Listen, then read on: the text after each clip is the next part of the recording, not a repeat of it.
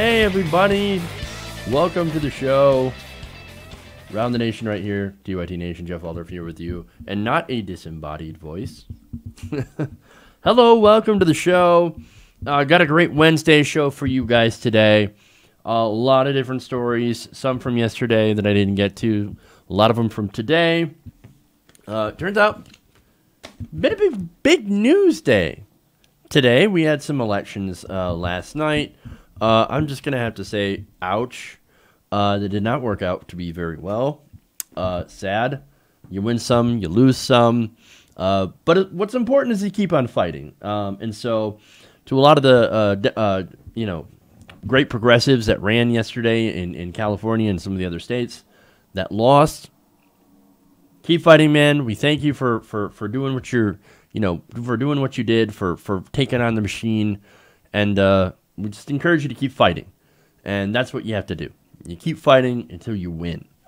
Obviously, of course, both Dianne Feinstein and Nancy Pelosi did win their primaries. So, that sucks. That sucks so bad because they're not progressive at all. But unfortunately, in a lot of these races, I think it's because of name recognition that most people are like, I don't know who these people are. I don't know who these 32 different Democrats are in running for in the primary against Pelosi. So,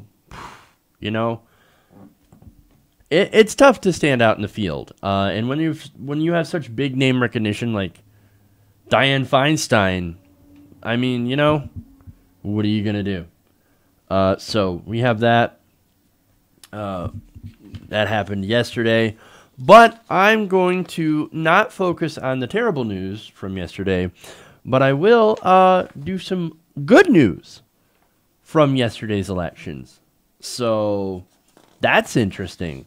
So we'll start out with something fun and positive. Then we'll talk a little bit about Trump's event that he held at the White House. That was supposed to be something to do with the Philadelphia Eagles. I am not a football person. I am not a sports person. So this story, it's not going to be so much about football. But nonetheless, it's going to be a good story. We also have, is Starbucks, the former Starbucks CEO, is he going to run for office? And what does he think about Democrats going left?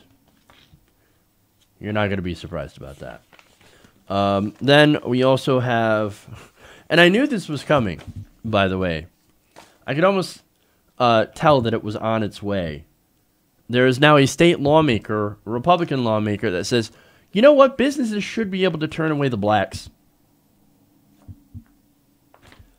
Only a matter of time. Only a matter of time. So we got the details on that. And then finally, I give Trump and Kim Kardashian some credit. What kind of world is this? Where I not only give Donald Trump credit, but Kim Kardashian. Or Kim Kardashian West. It's a Wednesday. It's TYT Nation. Let's get to it.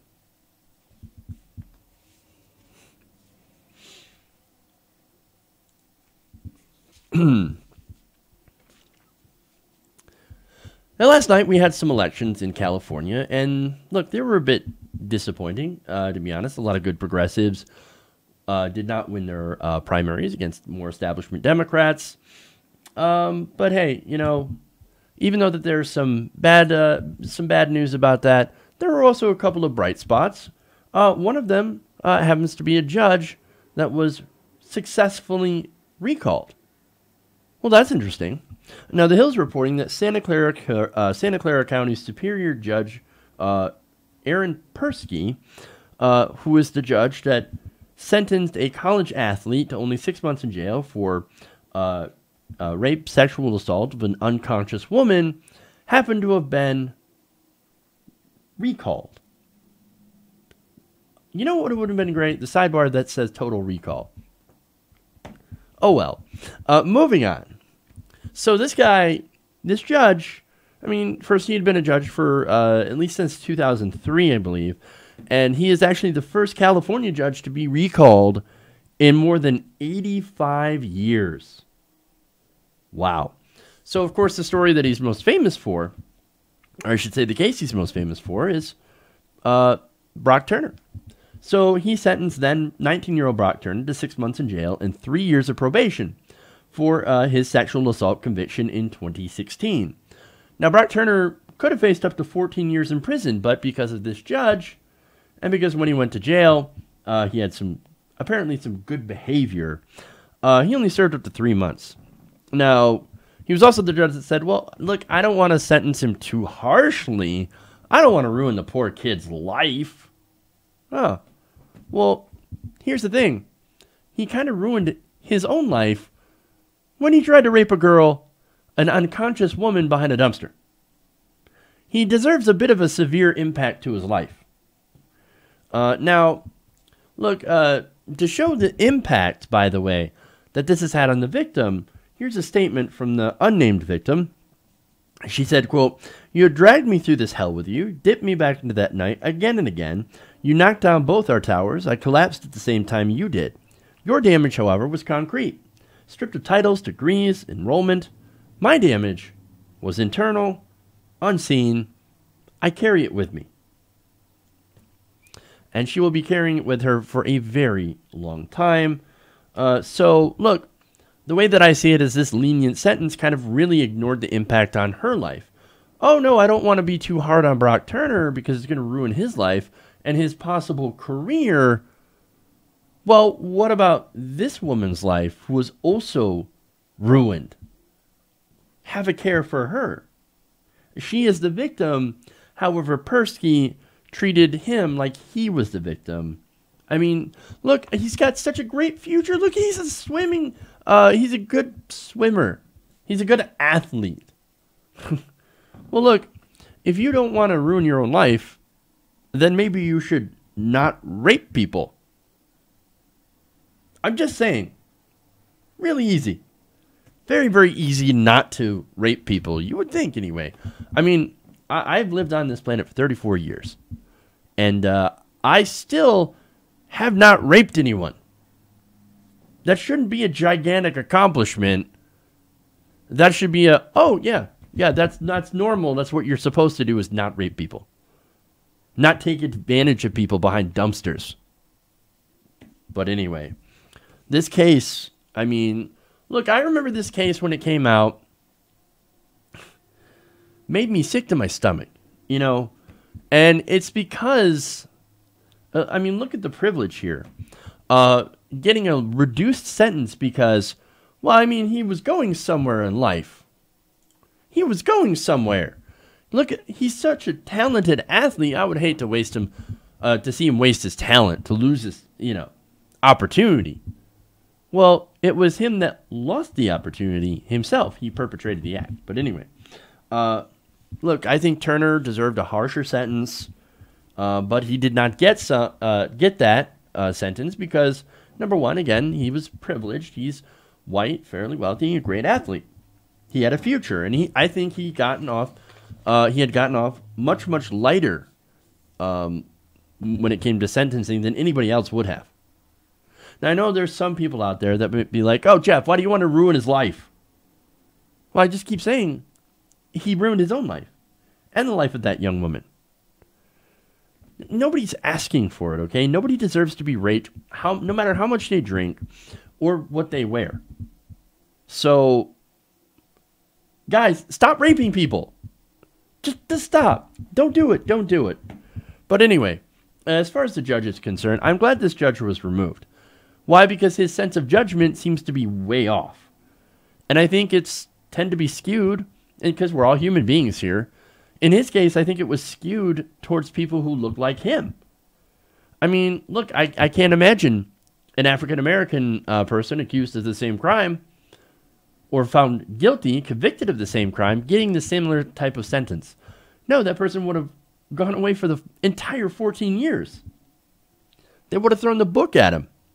But this judge saw somebody that looked like him and said, oh my God, that looks like he could have been my kid.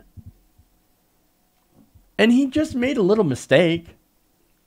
Let's give him the opportunity to learn from that mistake. And besides, I mean, look, and this was his defense, by the way. It was a recommendation of the probation department. Oh, no, the probation department. They're the ones who recommended it to me, and I took their recommendation. Right? Look, good riddance, man. I think the best irony here about this entire case is that his replacement, the person that actually won to take over the rest of his term, he had 4 years left, happens to be a woman. Karma. I'm just saying. Okay. So that's something positive here. And I think it's great. All right. Let's move on. Let's talk a little bit of football, sort of. Sort of. It's football related. Anyway.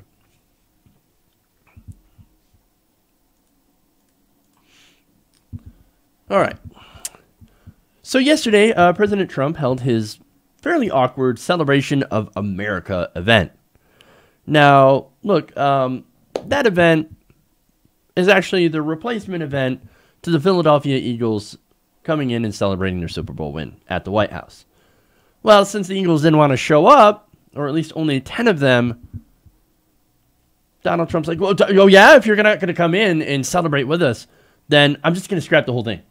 If you're all not going to be here, then I'm going to cancel the whole thing. I'm going to throw my own party with blackjack and hookers. And knowing Trump, that's probably true. But anyway, now this wonderfully awkward celebration had such spectacles as Donald Trump not knowing the words to God Bless America. Awesome. That's hilariously cringeworthy. And also, there were no Philadelphia Eagles there at all. But with all of that going on, it could have been easy to miss this one awesome spectacle that happened. And that was the man who took a knee on the White House lawn. Got a bigger picture of him. Let's show you. This was on the White House lawn during this nice little Celebration of America event. Hats off to you, dude. Hats off to you. Fucking boss. Oh, you want to go in here and celebrate? Here, I'm going to celebrate by taking a knee during the anthem. Suck it. To show up at a Trump event and do that, you got balls, man. It's sort of the perfect kind of FU to Trump after what happened with the Eagles. As I said before, Trump threw a fit. He disinvited the Eagles because less than 10 players wanted to show up. Now, the interesting thing about the Eagles, and this is what Fox News tried to do, they tried to run some propaganda that, oh, the Eagles, they're just a bunch of people that were taking a knee with Kaepernick and disrespecting the flag. No, it turns out that none of them had actually taken a knee during the anthem. The team members, they just didn't want to get involved with Trump. That's why they didn't want to show up. They're like, that guy is toxic. No, we don't agree with that at all. Yes, we actually do stand for the anthem, but we also respect people who decide they want to kneel. Now, some of the players did raise their fists during the song prior to each game to raise awareness of things like police brutality. So it's not exactly kneeling, but it was raising the fist, right? Now, our president is a petulant child, and because he got his feelings hurt, that's why he threw this party for himself. In fact, let me go to the tweet here from Trump. He said, the Philadelphia Eagles football team was invited to the White House. Unfortunately, only a small number of players decided to come, and we canceled the event. Staying in the locker room for the playing of our national anthem is disrespectful to our country as kneeling. Sorry. Now, I love how this guy is such an authoritarian, or wannabe authoritarian, that he's like, no, you have to do patriotism. I'm going to force you to be patriotic. Well, that's not patriotism. When you have to force someone to stand for a flag or stand for an anthem or whatever, that's not patriotism. That's authoritarianism. It's actually against what America stands for. Now, of course, let me go on to the argument here that they use, right, for the reason that you should stand for the anthem or the flag. They say that, well, if you're disrespecting the anthem, you're disrespecting the troops. You're disrespecting our country. But it's not actually about that. Donald Trump made it about that. Fox News made it about that. And going back to the Eagles, Fox News ran stories that falsely claimed some of the Eagles players were kneeling during the anthem. Nice how it's a little smear job. Like, oh yeah, the Eagles don't want to show up? Smear job. Oh, look at these Philadelphia Eagles. They're kneeling for the anthem. Except that that's not what happened. In reality, this was a picture of mostly white players engaged in prayer prior to the anthem. You know, it's funny. Those segments, by the way, are gone. Gone. They got caught, and they're like, oh, shit. Scrub it, get it off the internet. But, of course, nothing that's on the internet ever really goes away. But, anyway, Trump held his own pity party, of course. There were some Eagles fans that were invited, probably that showed up. And this guy was one of them, and his reaction was awesome. Now, there's one more thing about this guy that I love. We don't know his name. We don't know who this guy is. Because once he was done, he got up. He refused to talk to reporters. He's like, no, I'm not interested in the limelight. I'm not interested in talking to reporters. I'm just going to get up. I'm just going to walk away. After I did my thing. See, he wasn't actually looking for fame. Ironically enough, the guy was doing what Kaepernick was doing. Just kneeling to raise awareness for social justice. And that is what being a true American patriot is about. Raising awareness in order to help your fellow countrymen. That's why this guy, I think, is an American hero.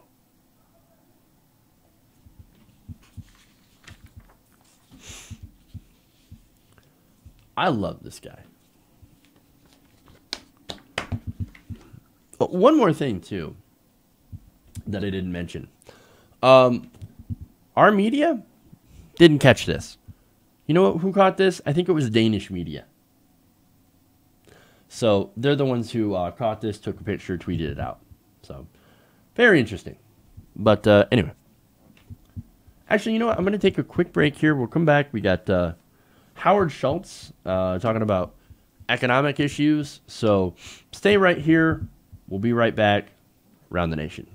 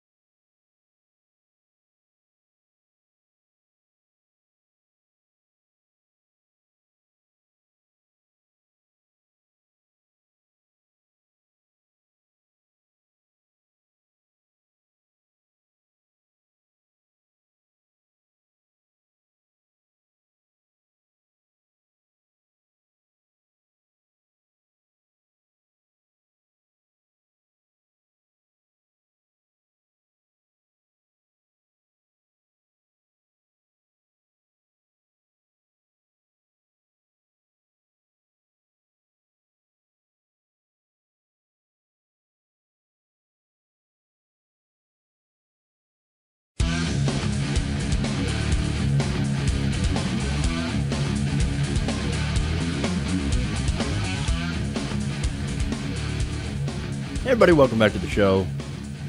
Around the nation right here, TYT Nation. Just reading couple of comments over the break. I did read that story about the AI. Norman, yeah. So that's a fascinating study. So what they did is they created, or they did a couple of different AI, or created a couple of different AIs, and they had one look specifically at the most violent, horrific issues, right? Or just violent images. That's what it is. And so over the course of time, that AI became literally psychotic. Whereas they had another AI look at nice images, and of course it turned out to be fairly normal. So here's the thing. If we get AI, we are fucked unless we clean up our own culture, right? Unless we clean up our own, like, horrific, horrible impulses. Because that's what's going to undo everything, right? That's what's going to make the AIs fucking rise up in the robot apocalypse. So I thought that was interesting. And that's probably why we should not have artificial intelligence, or at least ones with very big, good protections against something like that. Because it just brings me back to the story where there was a chatbot. I think it was an AI chatbot, Tay, that I think it was Microsoft that released that. Immediately after getting on Twitter, it became racist and started spouting Nazi propaganda. AI is a bad idea because human beings are horrible. So there you go. But anyway, so before I get back into the stories, if you haven't already, please give us a like and a share. Also, if you're interested in supporting the show, you can go through our super chat. Actually, send a super chat. You know, and I'll read that if we take another break. If we don't take another break, I'll still read them on the air. So anyway, okay. There's other ways to support the show, of course, liking, sharing, subscribing, going through our Patreon, patreon.com/TYTNation. All right. Anyway, let's do this next story.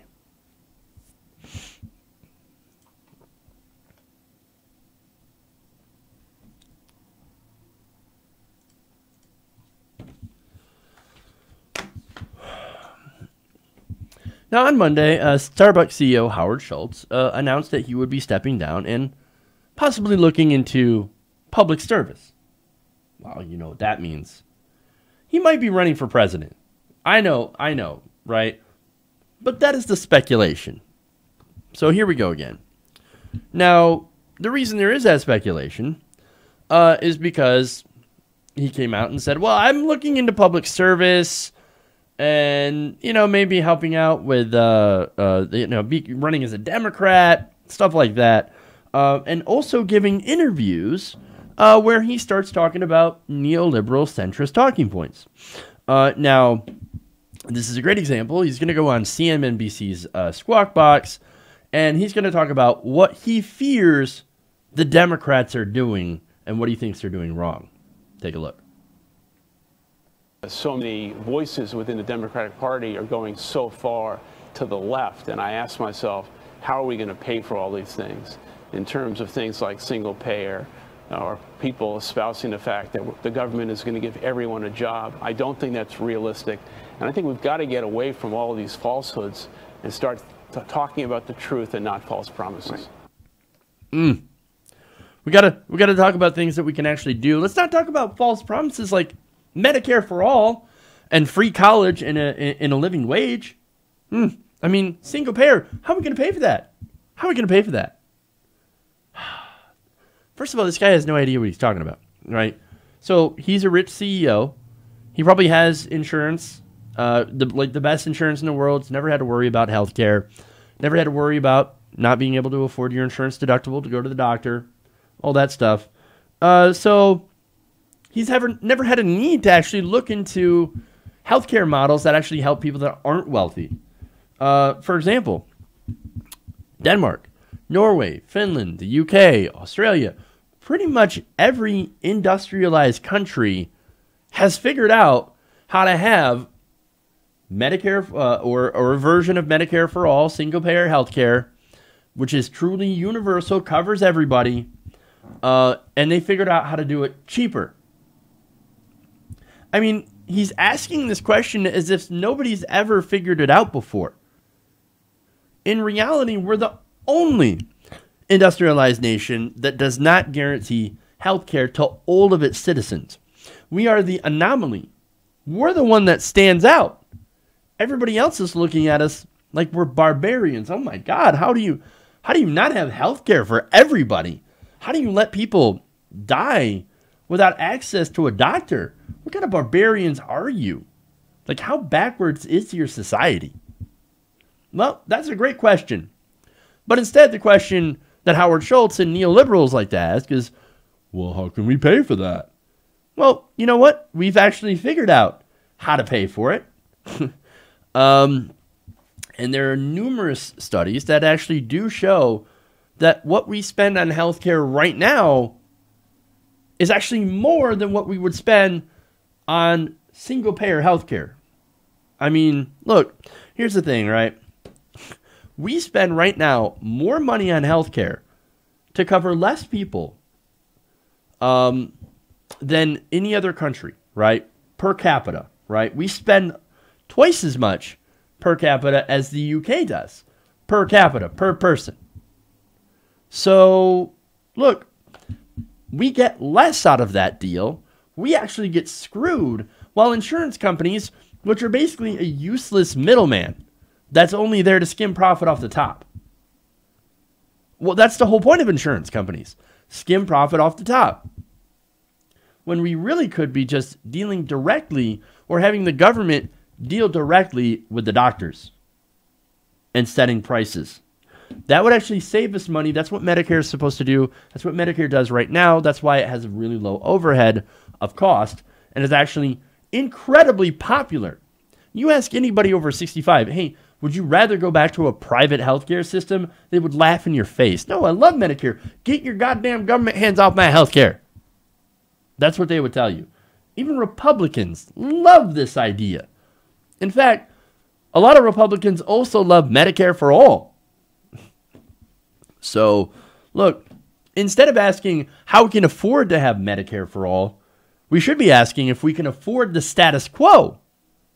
And of course, I think the answer to that would be hell no. We cannot afford this. Now, look, of course, unfortunately, Mr. Schultz is all about the status quo.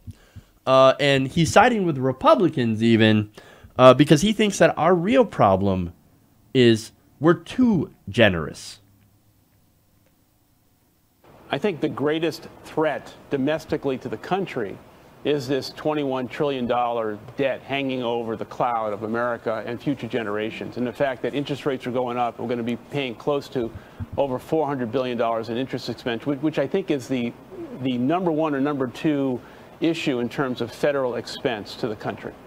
The only way we're going to get out of that is we've got to grow the economy, in my view, 4% or greater, and then we have to go after entitlements.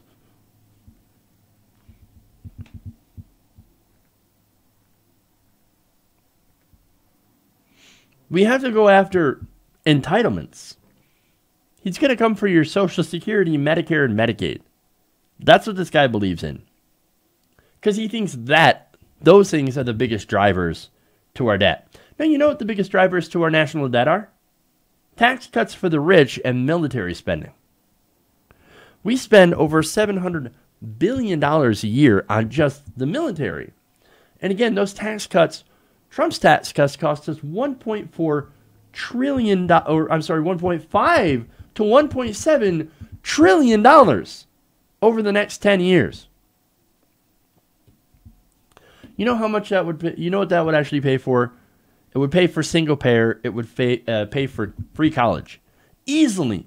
And it could also pay for infrastructure. We could rebuild our infrastructure. And guess what? That means jobs. So we could actually pay for real things if we stopped giving so many tax cuts to the rich.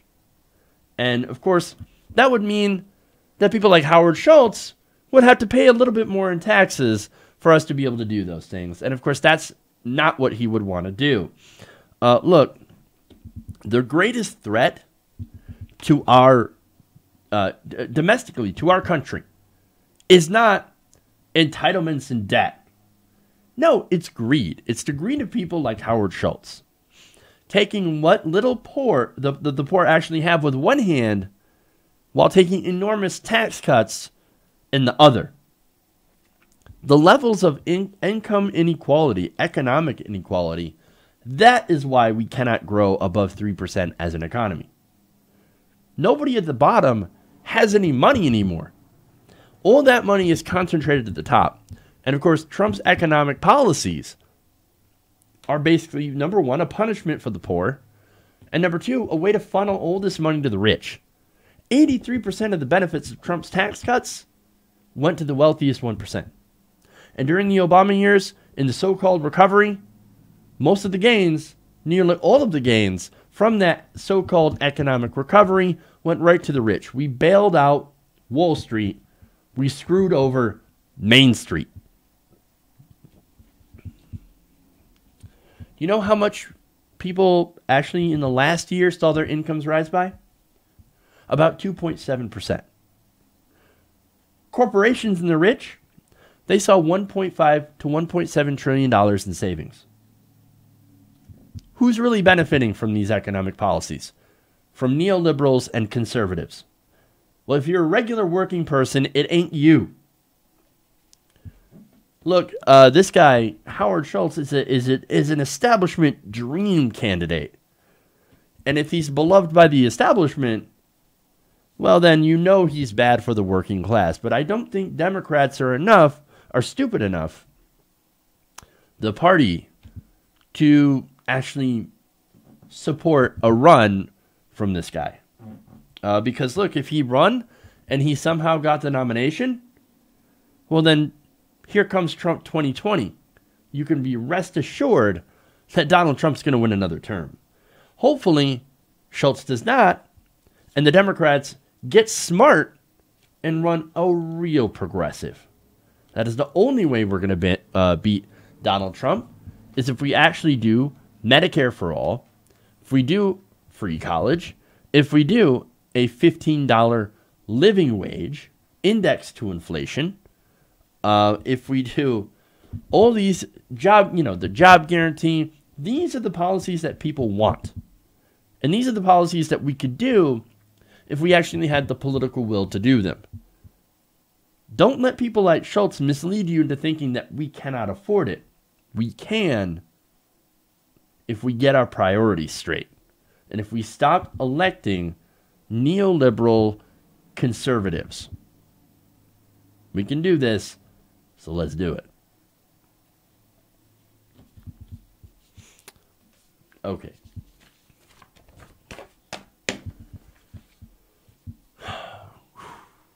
Moving on here.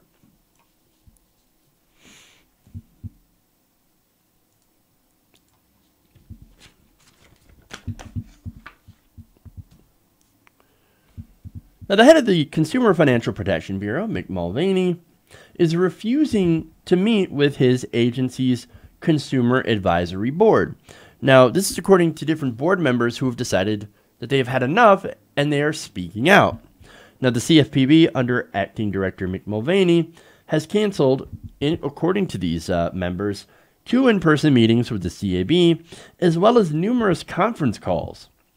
However, the contact that they last had been limited to 1 phone call back in March that lasted about 20 minutes. That was actually supposed to be an hour-long meeting. 20 minutes is like, yo, gotta go. Sorry. Gotta go do something else. I gotta go deregulate Wall Street. See ya. Or I gotta do a fundraiser or something. I don't know what he was doing, but I wouldn't be surprised if it was any of those things.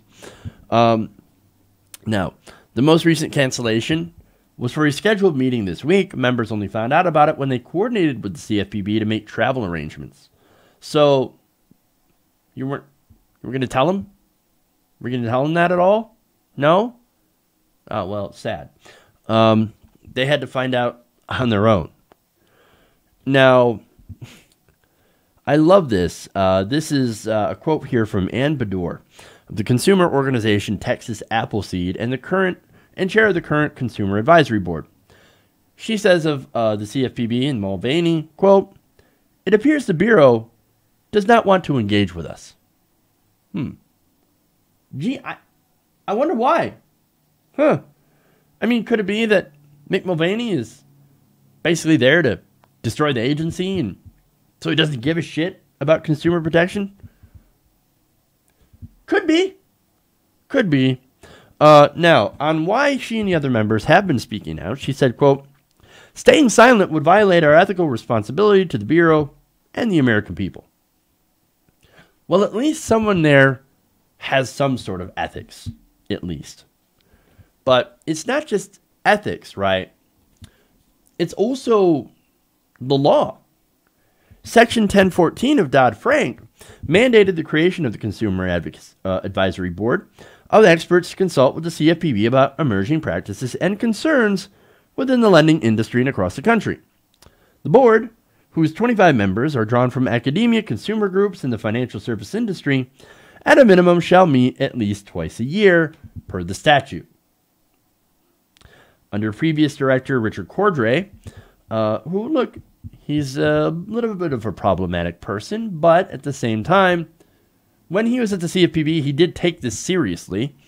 They met in 2-day sessions 3 times a year, with Cordray or senior staff present for the entire period. The CAB would discuss rulemaking, enforcement issues, financial education materials, and more. However, Bador says, since the change in leadership, we've seen a change in the lines of communication. Or basically the elimination of the lines of communication. Now, in letters to Mulvaney, the board wrote, "The undersigned members of the CAB are extremely concerned that our collective input is not valued." Well, that's because it's not valued. They don't care about your input.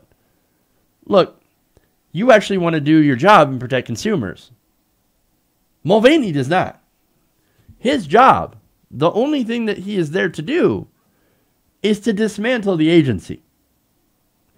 Now, David Dayen, writing for The Intercept, notes that since taking over last November as acting director, Mulvaney has overseen efforts to sideline enforcement, undermine the offices of fair lending and student loan enforcement through restructuring, sought to delay a major rule governing payday lenders, and temporarily froze consumer complaint data collection. The CAB was not consulted on any of these changes, and why would they be? Because, of course, they don't care about consumers. Mick Mulvaney works for the corporations. He works for the lenders.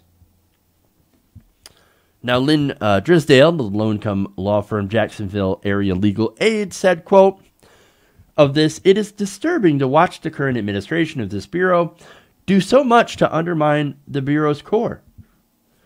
She also said, "The present administration is more concerned with restructuring and installing political staff than protecting consumers." Now, why would you want to install political staff? Well, because they're yes men. They're political in nature, which means they're going to follow the politics of this. And when it comes to politics on the Republican side, it's, well, we have to deregulate industry. We can't have these constraining government regulations on our financial institutions. No, we've got to repeal those regulations. We've got to free up the banks so they can have more capital. Except that what are they doing with the capital? Well, let's look at what they did with the tax cuts. They put it pretty much all in stock buybacks. Just saying. So that's the whole reason Mulvaney is there, is to help those guys out. His banker friends and his banker buddies. So, now, one more here. This is a quote here from Chi Wu with the National Consumer Law Center. She said, quote, "It's unclear what resource the CAB would have if the CFPB continues to refuse to meet. We are hoping that the acting director will start following the law and be open to feedback and input from a body that has provided valuable engagement for many years. Now, what is the response here? A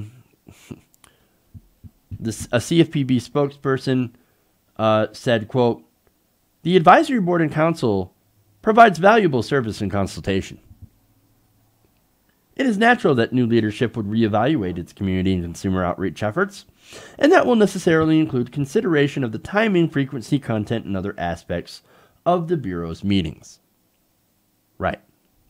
Okay, let me translate that. We're sorry that that we don't actually give a fuck about our advisory board.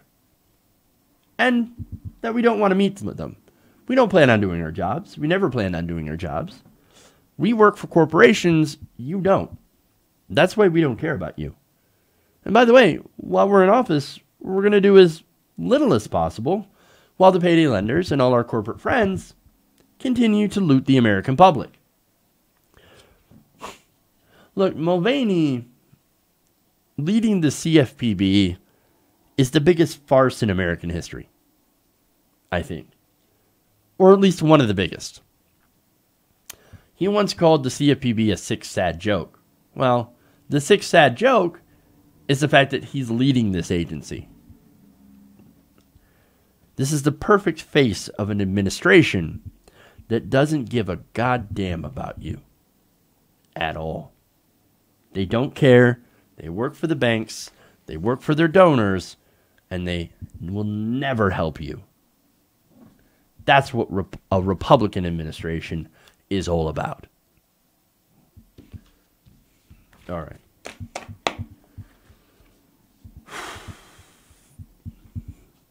Let's do one more and then we'll take a break.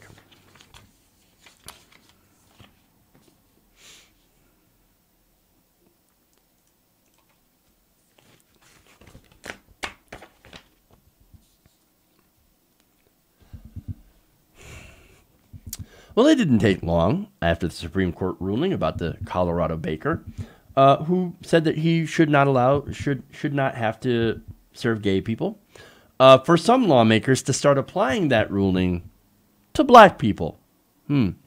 Now, South Dakota State lawmaker Michael Clark recently, in a Facebook comment, argued that businesses should be allowed to turn down people based on the color of their skin. What did I tell you? What did I tell you? This was never about cakes. It was about discrimination. It's about bringing society back to the bad old days where people can get discriminated at a lunch counter for, sexual orientation and obviously skin color. Now, this comment is from State Representative Michael Clark, who's a Republican from South Dakota. This came shortly after the Supreme Court ruled in favor of a Colorado baker. Clark hailed the decision as a, quote, win for freedom of speech and freedom of religion. That reminds me of the same thing that Dave Rubin said, which was essentially nothing. Oh, freedom of speech, so wonderful, as you get turned down from a place for being gay. That's all I'm going to say on that. But anyway, now, obviously, there was a little bit of pushback from people on Facebook when they began to question Clark's posts or argue with him. He decided to respond. He said, quote, it is his business. He should have the opportunity to run his business the way he wants. That's a classic conservative talking point. But then he goes back to this.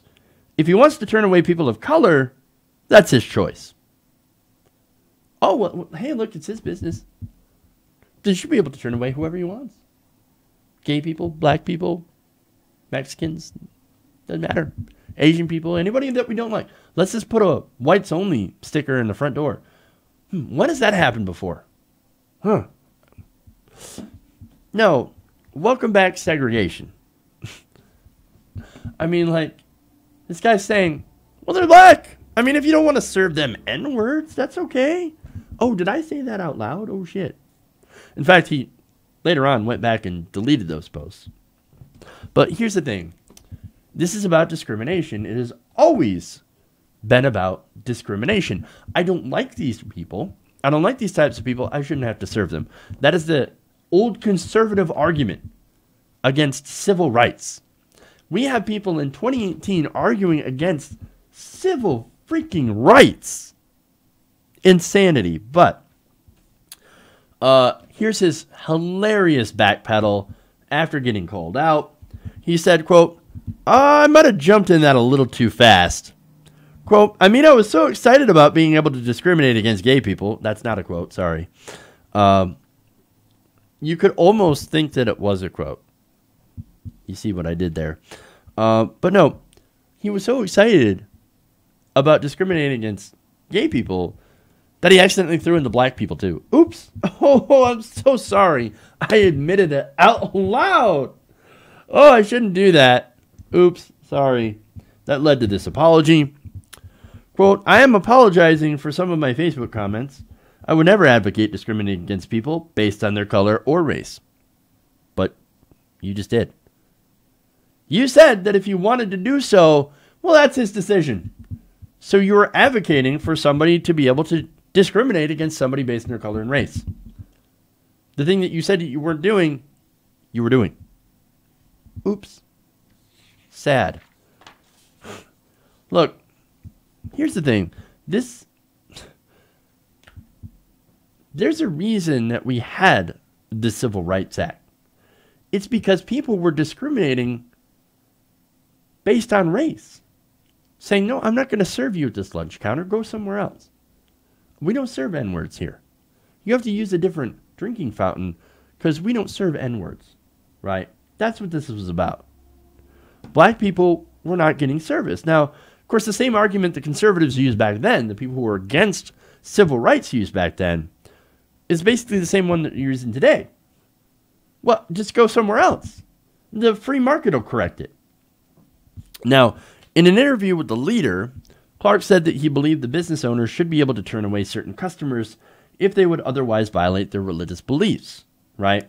So, religious beliefs is now the new argument that they use. But again, similar, I should be able to turn that away because, well, my own beliefs. I believe the N-words are inferior. If you had asked somebody back in 1950, they would say basically the same thing. Well, this violates my freedom. It violates my freedom. I should be able to do whatever I want with my store. Now, Clark told The Leader, quote, if it is his truly strongly based belief, then he should be able to turn them away. People shouldn't be able to use their minority status to bully a business. Really? Generally, when you're a minority, it is a bit tough to bully someone. Unless, of course, you have power. There are situations where there is a minority in the country that happens to have military or economic power. Well, okay, that's the situation that happens, but that's not the situation that is happening in America. Look, African Americans did not have rights during the Civil Rights era. That's why they had to fight for civil rights. Gay people, they also do not have a large degree of power. They are still a minority. Now, that is starting to change. They are starting to at least get more power, and that's a positive thing. However, with that comes fear. White people like Clark fear, white cis males, Christian religious people. They fear that they're going to get treated the same way that they treated others. That's the real fear here. I don't want to be treated the way that I've treated other people. Well, maybe you shouldn't have treated those people terrible in the first place. Just saying. And that would have been so much simpler. Now, finally, he uses this argument. He says, quote, I think it would ultimately be up to consumers whether to decide that they want to penalize or patronize a business or not. The vote of the dollar is very strong. The problem with that, of course, is that it didn't actually work. We had a system like that during civil rights. And you know what happened? Black people were turned away from nearly every business. Look, if everybody in that town who had a business, happens to be a little racist, or they hate gay people, or for whatever reason, then, and look, you could probably find towns like that today in the Bible Belt or in rural America. Well, if you have places like that, then where can you go for service? Now, what if that extends to a hospital, life-saving services, or food, or, gas? Sorry, we don't serve you here. You can't go get gas. Well, then I can't fill up my car and I can't leave. Well, that's not my problem. Go find someone else. Free market, baby.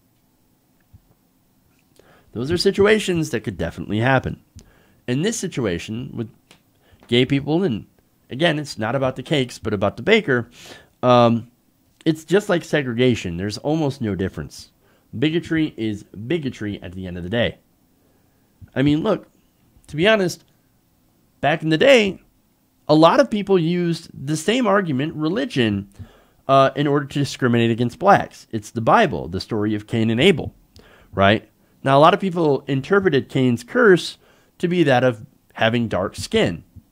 Oh, you must be cursed by God since you're black.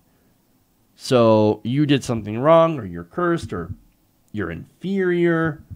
And so, yes, we can justify slavery. We can justify discrimination. That, back then, was their deeply held religious belief.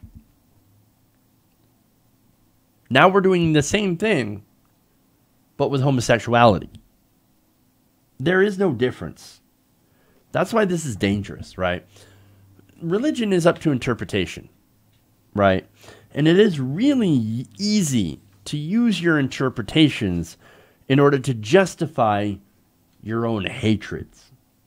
And unfortunately, that's what these people are doing today.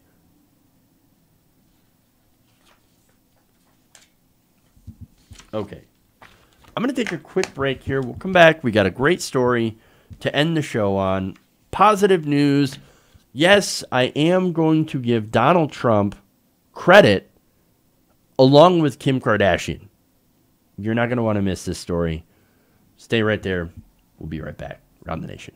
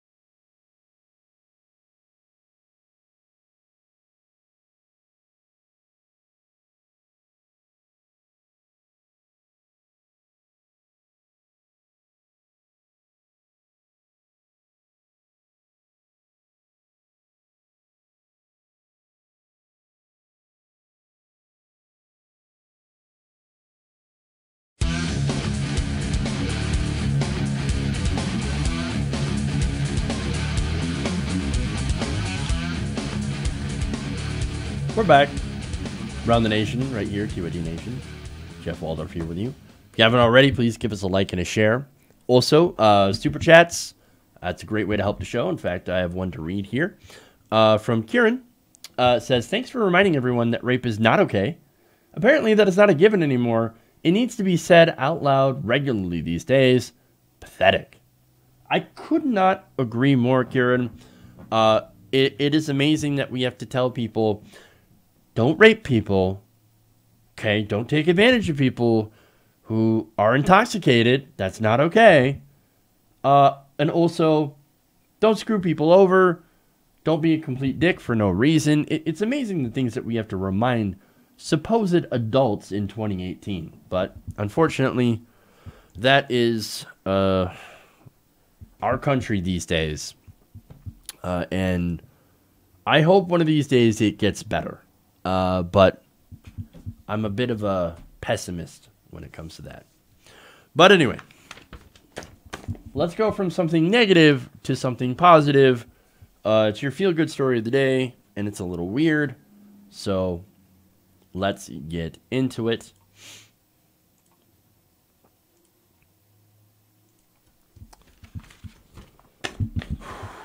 Okay.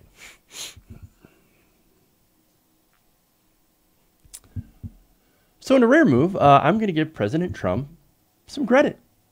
Earlier today, I've learned that President Trump decided to grant clemency to a woman named Alice Marie Johnson.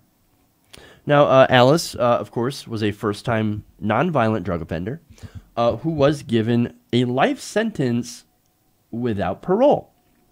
Now, Johnson had been convicted over 21 years ago for her role in facilitating communications in a cocaine trafficking operation in Memphis, Tennessee. Now, she's like, look, I was in a vulnerable position. I admit that I did something horribly wrong. I would take it back if I could. I didn't know what I was getting myself into. I was desperate. Look, those arguments were not enough to sway a judge. And she was given a life sentence without the possibility of parole, plus 25 years. Now, that sentence was incredibly harsh. Again, for a first-time offender, but of course you can see why they were so harsh on her. She's a woman of color. Now, I don't believe for a second that what she did warranted that kind of sentence. Look, there are people who murder other human beings that get that type of sentence, that get life in prison. So this is an insane, horrific sentence and a complete miscarriage of justice. And look, I'm not the only one who agrees with this situation. In fact, it's someone who is very unlikely. Kim Kardashian West. She agrees. In fact, she went to the Oval Office to meet with different officials and had been writing letters back and forth to Jared Kushner and convinced him to put this case in front of President Trump to see if this not young woman, but this great-grandmother could get clemency, could be able to live out the rest of her life outside of prison walls. Now, I'm going to read to you from an exclusive interview with Mike between them and Kim Kardashian West. She said that Trump, quote, really spent time to listen to our case that we were making for Alice. He really understood, and I'm really hopeful that this will turn out really positively. Well, in this case, it did turn out really positively. Now, look, anybody who knows me knows that I have an utter disdain for President Trump. So I'm going to tell you why I think he listened to this. Number one, Kim Kardashian is famous. She is, I mean, that's nothing wrong with being famous. I think she's famous for doing nothing. But, okay, whatever. That's just my little, opinion on that. But still, she is actually trying to use her fame for good reason. And that's good. And that's good. It's definitely different from what we've seen before from Kim Kardashian West. But nonetheless, she also gets good ratings and, of course, is the wife of Trump's new friend Kanye. So I think that influence helped out with this case. Okay. Now, how did she get involved? Well, this is an interesting story, too. Now, back in October, she saw a Mike Opinion video featuring Johnson sharing her story from prison. Now, she told Mike, quote, I saw your video. If you think about the decision that you've made in your life and you get life without the possibility of parole for your first-time nonviolent offense, there's just something so wrong with that. Well, I agree with that.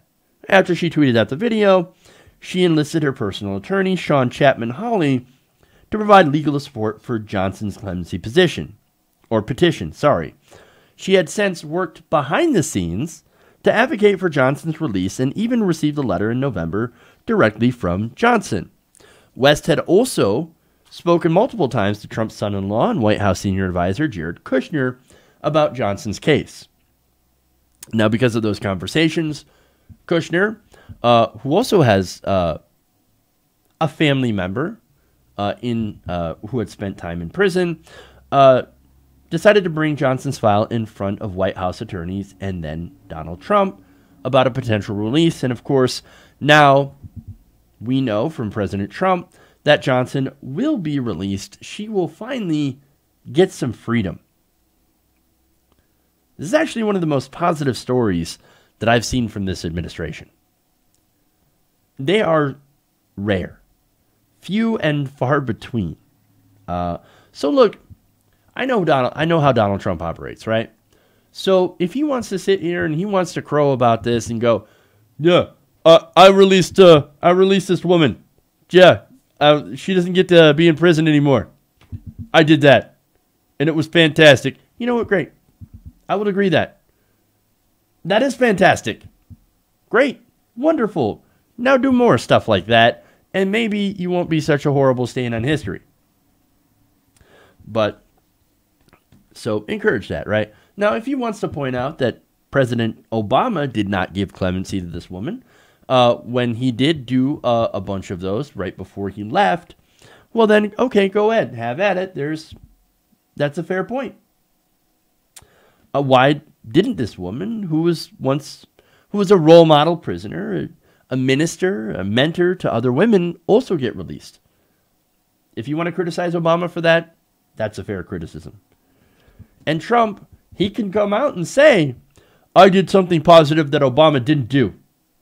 Great. Bask in the credit all day. Because you know what? At the end of the day, it's a positive thing. I'm going to take this as a win. Now, that doesn't mean that we let Trump off the hook for everything else that he's done. Of course not. He called for the execution of drug dealers. And he also appointed Jeff Sessions to the Department of Justice. Jeff Sessions is anti-marijuana. He is anti-prison reform. So, yes, you can go and you can criticize Trump for all that stuff. I do it all the time. But on this, let's just take this as a win. A rare, rare win. Now, one more point here. Now, Kardashian West also told Mike that she plans to get more actively involved in prison reform, and also Jared Kushner is spearheading that effort as well. Again, I actually hope that they are successful. She said that Johnson's release represents the first of what she hopes will be many victories for individuals who are trapped in the criminal justice system. Quote, I think it's definitely a bigger issue that has to be addressed. And I'm glad that I'm starting with her. Well, look, I'm glad too. These are two people that I thought I would never give credit to. Kim Kardashian and Donald Trump. In this, they actually did the right thing. They deserve the credit. And look, you could say that, well, look, Kim Kardashian is doing this for fame. Well, it's kind of a funny way to do it when you're doing it behind the scenes. Knowing Kim Kardashian and the Kardashians and how they work, you would think they would make a show about it. A reality show about saving this woman's Alice Marie Johnson. But they didn't. It's behind the scenes. And so, like, credit. Let's just take a win. I wish Kim on her luck. I wish her luck on her drive to do this for more people. I hope she's serious about it. I hope Kushner is serious about it. Because what we need more than anything, I think, is prison reform. To help more people like Alice Marie Johnson. So, again, great credit to Kim Kardashian West for doing this. You do good things, you get good press. I just hope Donald Trump figures that out. Okay. That said, I'm done. That's what I got for you guys today. Thank you for going around the nation with me today. If you haven't already, please give us a like and a share. Please consider becoming a patron, patreon.com/TYTNation, to help independent progressive media continue, especially in the throes of adpocalypse and all the YouTube algorithm changes that have basically screwed us over. So, anyway, so that's it. Thank you guys. Love you. Appreciate you turning into the show. And remember, change begins with you. Good night, TYT Nation. We'll see you guys tomorrow.